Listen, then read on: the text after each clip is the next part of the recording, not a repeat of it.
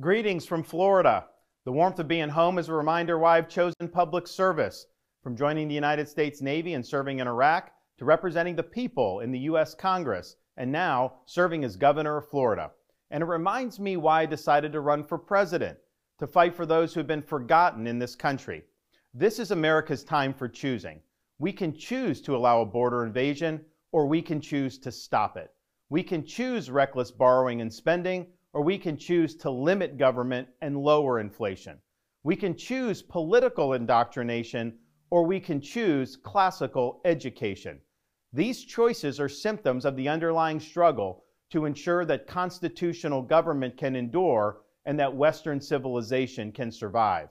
And we launched this campaign to bring accountability to government, regain sovereignty at our border, and restore sanity to our society. We cannot succeed as a country if we allow our nation to be invaded, our currency to be debased, our cities to crumble, and our kids to be indoctrinated. The DC elites who facilitated this mess do not care about you, and they do not work for you. They work for themselves. They seek to accumulate power at your expense to pursue an agenda that is harmful to the American people. Citizens do not serve politicians. It is the duty of politicians to serve you. Talk is cheap.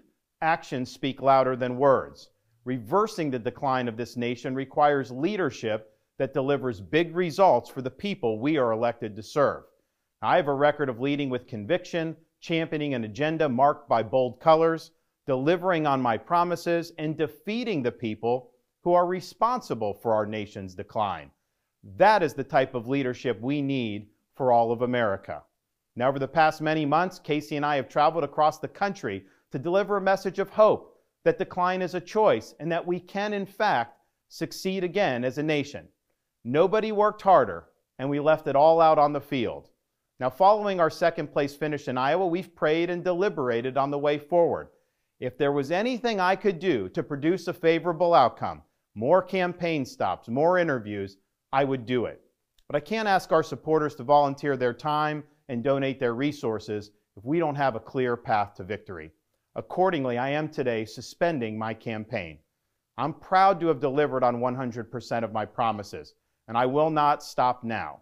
It's clear to me that a majority of Republican primary voters want to give Donald Trump another chance. They watch his presidency get stymied by relentless resistance, and they see Democrats using lawfare this day to attack him. Well, I've had disagreements with Donald Trump, such as on the coronavirus pandemic and his elevation of Anthony Fauci. Trump is superior to the current incumbent, Joe Biden. That is clear. I signed a pledge to support the Republican nominee, and I will honor that pledge. He has my endorsement because we can't go back to the old Republican guard of yesteryear, a repackaged form of warmed-over corporatism that Nikki Haley represents.